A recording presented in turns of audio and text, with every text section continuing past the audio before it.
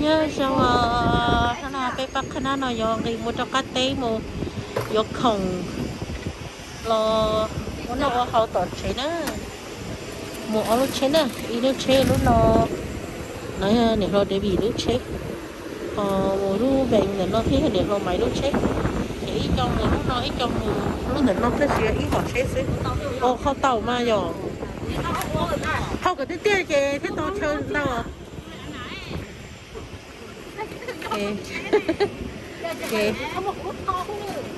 cái sạt cho cái là sạt cho nó thì bé mà linh mù nữa là nó nhỏ có nhóm là photo nào xứ bé một chi xong rồi kể bé bảo sao chơi nữa chỉ nó thấy sao vô lo sao thì nó trong mong bé cho bé một sao chạy nghề ít tắc bò nữa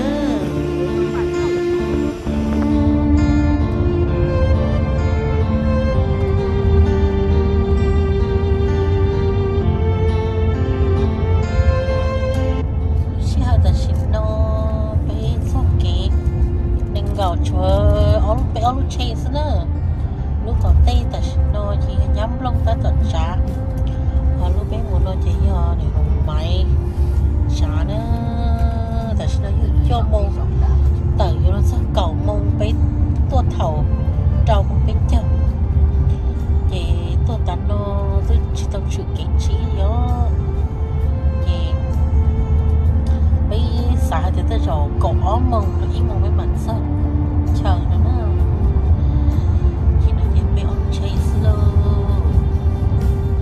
cầu yên mù cầu bé nữa nên lòng cả khi cho hồng rồi là ta chỉ chơi ba trận mù thì đã chính nó cho bé mà đi mù đỏ hồng chèn nữa cầu yên mù cầu bé học bài đi mù dễ chơi gì rồi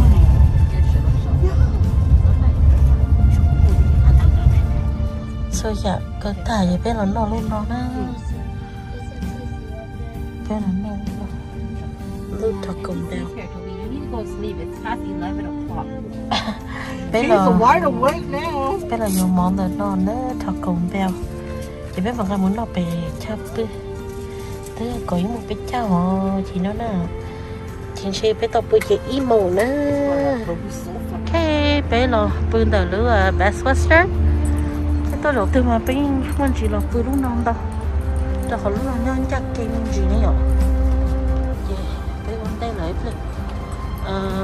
nhá sẵn là he nhắm luôn ha để rồi để về cái chúng nó tốt sao đấy nhở à khổ anh chị cũng chăm check and share là có một hóng nữa có một trà thì đợt bây giờ ở trà đi hay bây giờ ở sủng chua ha cứ ở sườn chua cũng thấy rồi ở cổ gì ở sườn chua bên mà khai khó trông à bên mà khai khó trông rồi còn nó bao rồi ở cổ gì họ đi luôn không cho ở sườn chua này I know every rice if it's good I think it is không sẽ thấu không muốn cho chicken nào what it is nah it starts a closet fine well, at least turn on the light where it's going to burn. Oh. Giờ bây giờ non smoking thôi nè. Bây giờ sao là nó nữa, chef bị order gì? Taco Bell nó đi gì chế bé nó nói luôn. Oh, you got a soft taco. Cái hai đầu vậy? I ordered. Oh, okay. On the side. Yeah. Oh, giờ taco. Mà nó chế bé nói nó sức.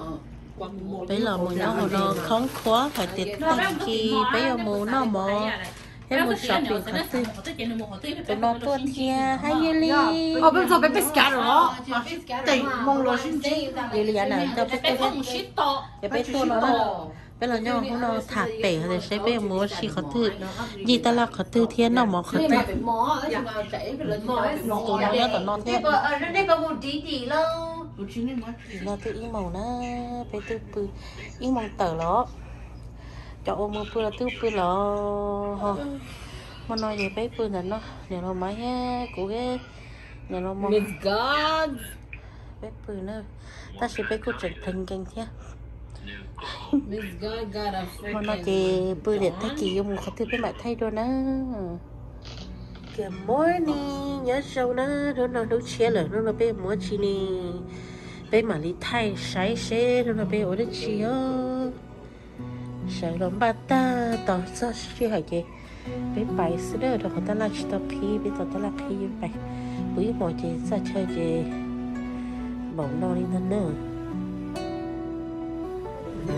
ok bây giờ mù nữa nó bây giờ mù gì lăng cú thế bây giờ mù tò mò bây giờ mù ở xí nữa tôi cắt tên là chế tổ mù shopping sao tôi tại hiện thì lý nó mù học chết ta chỉ mà bây bảo lên nó mù ít lúc chết họ ít phải để rồi để bị ít là mù đủ ít lúc chết được họ này mù shopping ta làm mù phải mù ta làm gì cả thì bây tôi bụng còn họ chết hết họ bây shopping đi chả ơi mà đi sai xe ở tôi ở lúc chết rồi ít nhàng cầu nữa đó thì lúc này này họ mà lúc nó này họ để bị lúc thì có thâu lúc khởi xịn đó nó là cho họ nó em ấy mù lúc nó họ lúc rồi nói để họ để bị mặn mù nhưng mà mù được để tiền nếu mù gì tất là để tiền mù được xứ họ là bao nhiêu mấy giờ cho khởi xịn cho nó từ yêu li á nè yêu mù thiết tôi lo cũng lo nữa là họ khí xứ sợ là bố thay hả bố thay gì của chị thay hả bây là bố thay của mà đây như thay mình gì cố nữa trong có cái nữa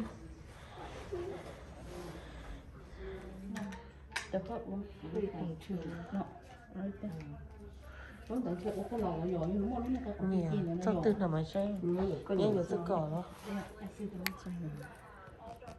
không có cái nhá nhá ủa chị sao cái chị nó ta lý sử dụng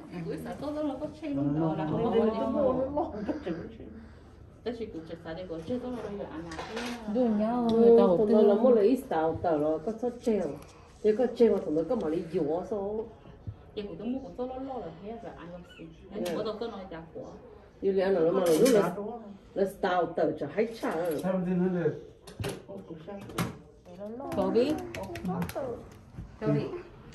bé phá cậu biết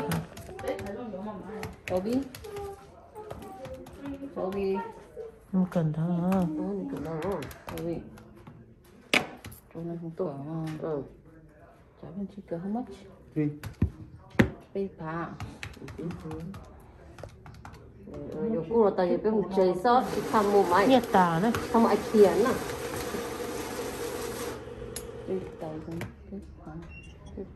cổng you exchange the black one. Let me see the black one again. nó mama này the plastic yeah You like the watch? Oh, I just want to look at the watch. Cái nó làm rong của brand của chúng tôi này, brand của chúng xì cổ nó là gì chứ nó No Seiko. what is it Citizen Rina, Genevieve bỏ vào Dini. Rini. nó chơi văn tiêu Is it waterproof? Yeah, they do it. You have to care better. take care better Yeah. You guarantee 3 months. cái khả năng nó vô tao màu đó lúc nào Nó phá rồi là nó. cho cái cho tránh cho nữa Nó phá rồi là. trong không có trong thọ chia chia xuống anh nói vô tao cú thà kiện he mong cú thiết sẽ cú ta điเลยchị bé muốn nó mỏ bé muốn nó mỏ cho tao ý chồng nó bé tao tôi nó lúc bé phê nó rồi nó bé giờ tôi xì xét mà mỏ cá mỏ là mỏ cơ rồi rồi cá mỏ khi vậy bé tôi xa xì xét bé tôi sát chua ở lượng ta là thế thì tôi xì xét là cho ra một cá đi cố cái nó mỏ nữa dạ như sáu sẽ nữa chả sẽ nữa thọ đi cho nên nó sáu Cái của cái chủ nó phone nó thì nó tổ ta. cái vấn đề chắc mua yêu ly ít khôn có gì ít rau rất nhiều hay cháu rất nhiều hay cho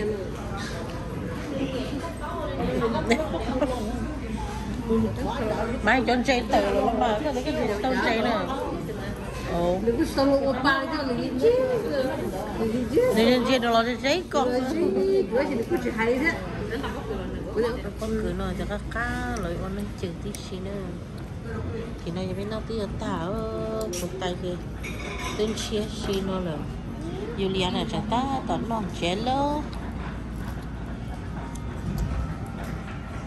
cái tên này ở tao chọc làm gì nữa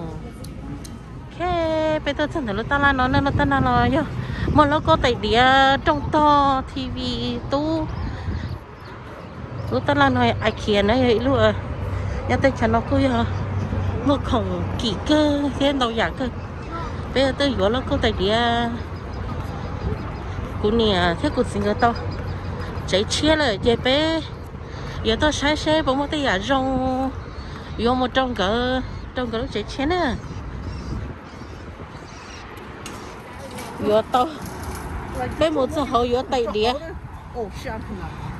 vừa tay địa nó vừa to cho tay địa một xí mày vừa tới cho tay địa vừa tới cho tay địa đó hết cho một xí nữa họ nhắm lên cái chừng lo tỏ cá xong rồi vừa to chi nữa cái gì mà bé họ trâu khổng kê bên trận công nên kê chúa họ nó trâu khổng xứ cái gì mà bé một tỏ mỏ xứ kê nhà giàu cho bé chọn khổng nó kê giờ nhìn mò vừa tao rất chi đi kê là vừa tao ý phỏng shake nó hào đó để nó mò cái là vừa tao ý phỏng shake nó hào cái là nhớ được họ lấy nó mỏ nó nè tôi lấy cho em mua shopping này nhỏ đó khỏi mua shopping giờ tao chi đi kê cái tiểu móc cái tờ hết là sói phải kê là vừa khó shake nó hào cho sao mà hào là chết chao nếu mà mình muốn được trong muốn chỉ nuôi cho chắp lá you really hungry yeah you hungry nên nếu mà mình cho lo vô fry nhá họ đào đâu nữa nó làm cho nhóm đến nó tình nếu mà mình nhá sẽ lên cái đặc á một shopping rồi từ từ một shopping đâu lên đâu muốn khi đâu lâu cũng có lâu nọ nữa chị tụi nó lớn thôi nhơi bia mà mình shopping ta chỉ bé mà đi cha lúc lâu nó muốn chỉ lợi tọt trong hoa nữa kể bé thả hay tia ít lên nó bé yêu muốn nó Korean barbecue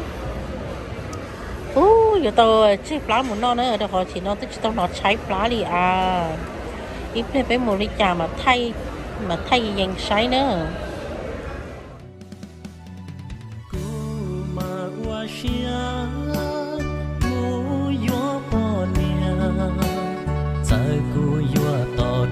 cho nô tua kia lon sẽ có những chi cho lo lời tiếng mà qua ý xia e tia cả lia chỉ to có lời mềm lòng xia在多我的路去走心田，草木是多。You go like this. You go. chỉ nó chè ai nó xanh rồi thì nó nổ hết rồi đó được tỏ chỉ tàu bây giờ muốn nó Korean mỗi cái tàu tụi nó ok nếu chỉ cú dạ mà ta cho fry có cú thì tới nó tàu mà yummy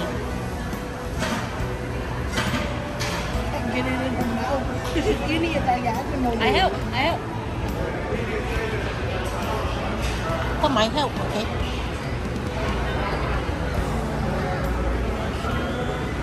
không còn bây giờ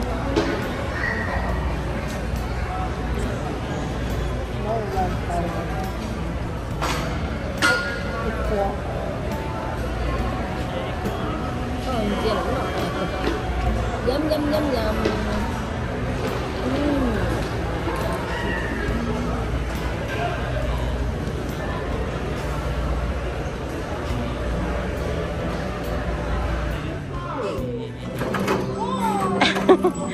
bé cho người lo chạy đu nọ nữa được hỏi tiền để đến thế nè lời chơi nè lời chẳng một shopping store ta chỉ biết được cho lo chạy ở xí hậu nó ý không mà cho mình nhỏ ở xí chỉ biết được tất chúng mình nên nhớ hậu nó hết kì cho nên lo chạy hậu nó to nè shopping cho chỉ biết cho nó lo xí hậu nó nữa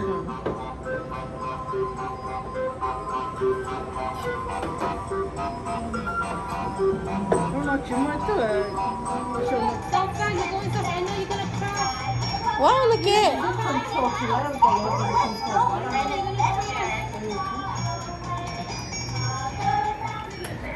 chạy luôn nổ nữa wow they're going fast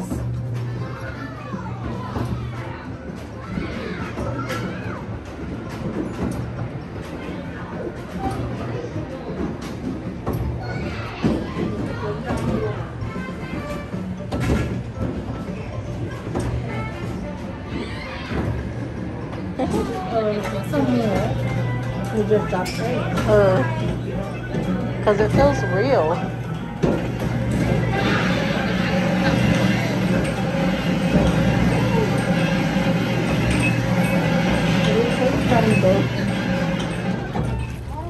Thế này phải mù. Giờ khẩu nó cháy xưa với giờ khẩu nó chín đâu được. Mà nó tan cho. Lúc lâu nó ấy xưa nè. Khẩu nó to chắc rồi.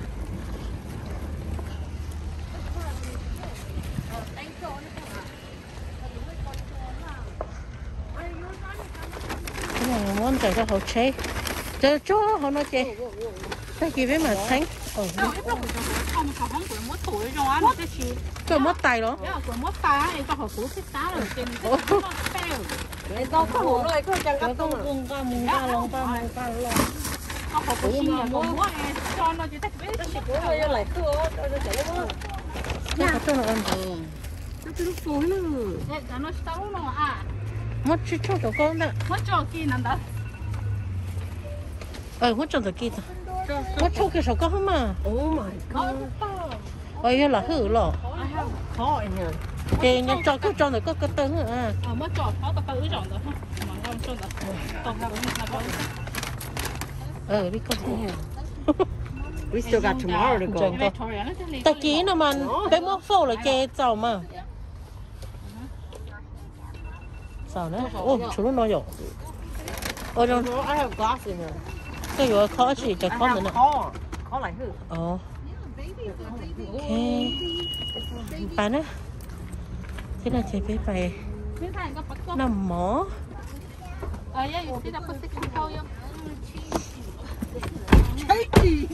hey bé tôi xong rồi no là bé ta tự chiên vay đâu họ bác y chè là mua rau lại là nó cho khỏi chè giờ rau y lúc trong sẽ chè mua y lúc nó sẽ chè lá sẽ to này chè cái tô mồi rau lên no nữa mà nó bé khỏi điện này nè đây chú nữa cho nên corn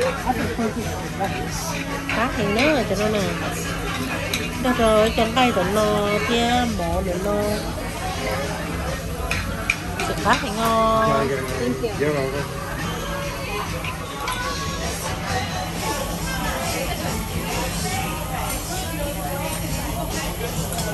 first round okay no chính là tay con giờ chú có to cắt thế này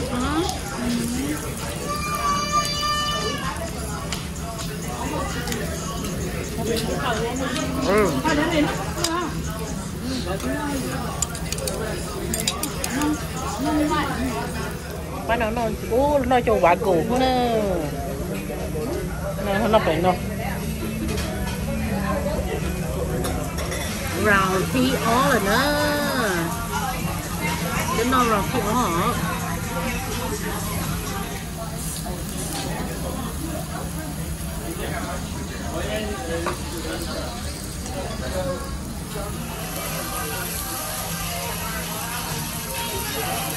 This is the third round. Another round, oysters, pork belly. Debbie loves these. These are the Debbie, what I you wrong? These Debbie, these are our second time ordering it. You're for a the boneless prime boneless short rib.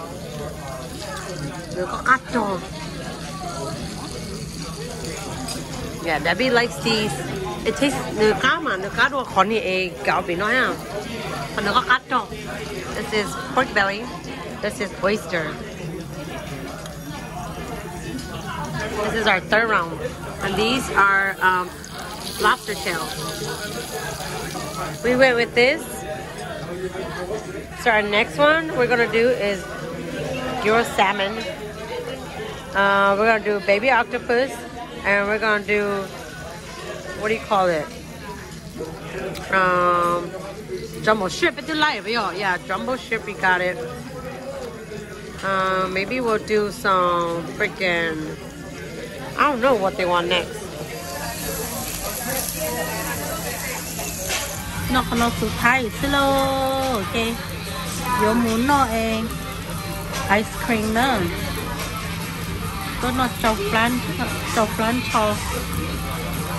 Ok, yo muốn ice cream luôn. Ba ý chị cũng thay chị cho tao đó họ thì nhà rau nhà nó trong rồi nó chị thay chị cho tao này.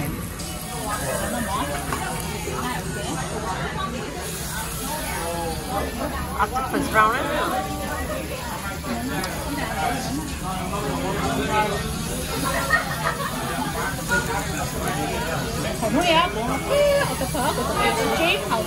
Really? Last round of this. This is our last round.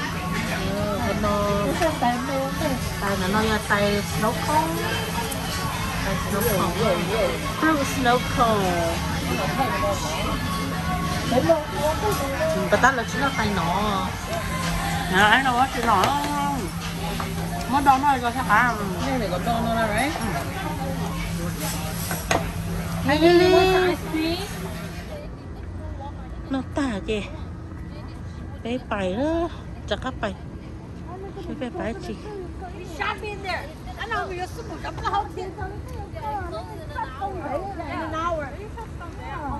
Hãy tìm một tờ quá mà. Hãy tìm một quá mà. Nó từ cầu mong là gì? Thì khác mà vô sớm mùa đã đi thì được tờ quá mà cho. Nó mà cho plan thắt ta. Họ chỉ xả mùa đó chỉ thế chỉ nó nè. Ok. Từ có ý mong ta mà vậy chị. Tôi là nó nữa, đồ quá mà nó. Tôi vừa mì cho mình xài vô liền nè. Theo tôi vừa không chứng minh chị. Mua tàu hotel nó nữa. Chứ bỏ đây bị lúc trên đi.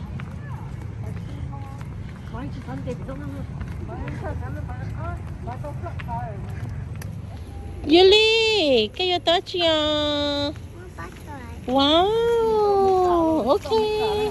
Nó vừa là xe, nó nó xài cho cái kia,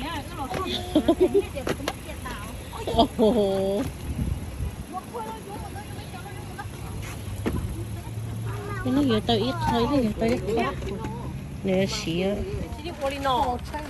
Ê, vừa thâu khổng. Ba, đồ chế tất kỳ chị. Chị đi shopping xin à. Chị không nói một shopping đâu. Chị nhóm đôi thì nhất sẵn lên kìa ta. Nè, cho một cho nó bể. Để bị chế tàu nó. Chị. Thế thì dùng ra một cho nó để bể nè. Cái đặc á lò phương tại bên lưu hotel nó. Bé bữa sáng ó. Nó chỉ mà nhắc bữa sáng đầu lại cho tôi khó phát nè. Đặc á phương tại bên lưu hotel. Còn nó chỉ tiến lên nó slow dùng một bữa đặt đi. Chẳng khổng mình chỉ chị. Ta kỳ sợ muốn gì ta la mong sức.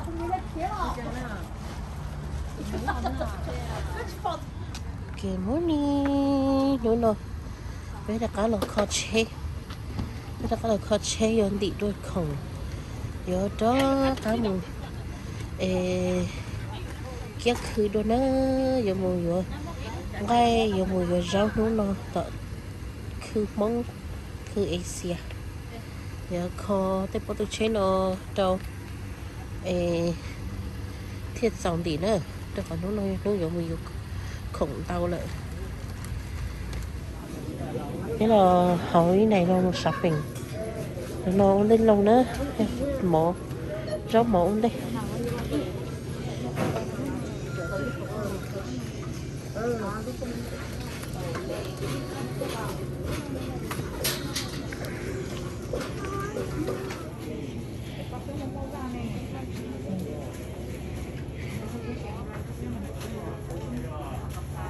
phải hoài phải nó dùng cây nữa không khơi thì giờ rau đất xí nữa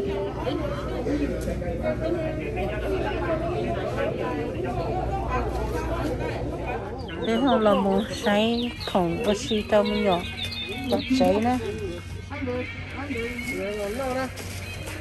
cái lớn nó cái nó xin tiền xong hả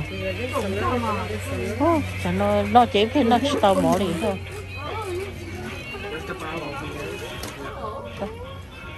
mất khử có ô mất cho nên khử phật có là khử dầu. This is the new style. Oh, the lazy style. Bây giờ cho thôi đó bây giờ tập chế nhá, giờ cho tụi mình giờ. Julian nè nó.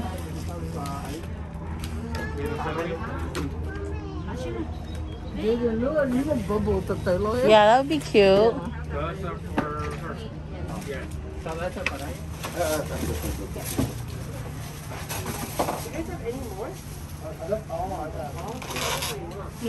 Chọn nó chế gì quảng cáo nữa cho tập bé đi cho có lúc chế rồi cho tập bé lúc chọn ok quảng cáo thì nó chỉ nó nè họ bé lúc tận nó là chỉ tao bố đúng rồi bé lúc nó chỉ sẵn nó mê học là nó kia lúc vàng kiện trận cầu đi nữa họ chỉ biết nó mỏ sữa nó mỏ ta chỉ biết mua ít tay rồi Triple X chị tao biết một chè đó xếp phụ lời ok ta xin nó mà trận cầu cứ bò chị mới cho lần gì tao đó để phải trên trận kia hello phải cho bắt tôi thấy chị ta hồi thấy chị chạm ta đi nữa hả tin cầu tin ở trong nó tin đâu cái bé này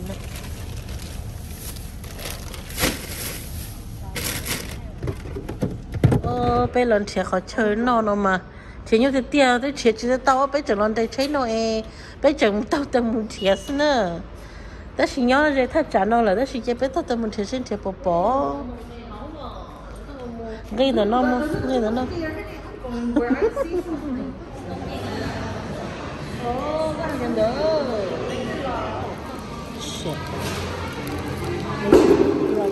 lò nó bay cái này Việt Nam ôi nó mớiแบบtay bò ở trong hồ giờ có bò bắt tay bò ở trong xe tao nó lò nó tao hot shopping không là phải cứng rồi có một cái gì nữa sao lại với được không máy mà không nói sao tụi nó còn cầm đây không cầm đây còn cầm đây bắt đầu chụp order nó phải trả lon này this is extra sauce yummy nhá trả lon này the whole champagne sauce mà thế cả không có occasion sự của nó champagne thế cảแต่ฉันก็นอนก็สันนอนดูอ่ะใช่ไหมครับ Yep. So yummy 我今天吃了我对了你个不跟我就我烧烧了今年能叫8人 Oh okay that's fine tụi nó hay nó tụi lobster bây giờ đấy lấy tụi nó hay họ ta xin nè rồi để bị đi tụi ăn tẻ tụi nó ăn tẻ chị bây thay nữa đi tụi ăn tẻ ô tụi nó à ít tụi trống chì nữa khẩu nữa là mua qua nó mình sẽ tát tiền nó có tụ biểu ồ để bị tụ thế ồ tôi mua tôi nói thế này nó cho nghe ồ khi nghe xíu cho khó thì sẽ mình sẽ cắt theo cho nó nhát nào shrimp ồ khi nghe nó nhát từ trong kia to another lobster. Yes, another lobster. Wow. Lobster có mà tính nhiều rồi. Cái tàu rồi, nó có chơi chú đi có ha. Chú nói có ha. No crawfish over here. This is a seafood fest. Chả nói chuyện trong cá thầu đó. Nó chỉ tàu đi trên tì. No, you can keep the change. Thank you. No, bây giờ no, nó trở càng cao. Lý thế, ý linh ốp hồng á. Để tụi nó là ý linh ốp bé bao chim hồng thế. I know this is talking. Jay nữa, hay quá. Sơ kỳ một Jay nữa, Sacramento. Ta tới từ Sacramento nó busy thế đi rồi. Ta tới yo bao mong busy time nữa. Sao chạy chạy bớt tóc cho một cả mông luôn. Sao nó yo chỉ mong nên gạo bao nữa. Ta tới yo gặp lời không rõ. Sao nó yo chỉ mong nên gạo bao. Ta tới ra không rõ nữa bên lòng để chấp lời điều. Cháu cũng có nó cháu tu nha sao chạy chạy cháu tu rồi sao yo cháu sinh khổng nữa là tất mà nên rồi đi bị nó chẳng nó tỏ cá rồi chẳng nó cá đi nó chẳng bé cho cả thì nó mà nó chẳng hiện sao khổng chéo mua chắc khổng sách khổng ta ấy mà chơi quân tổng cầu ý mong đâu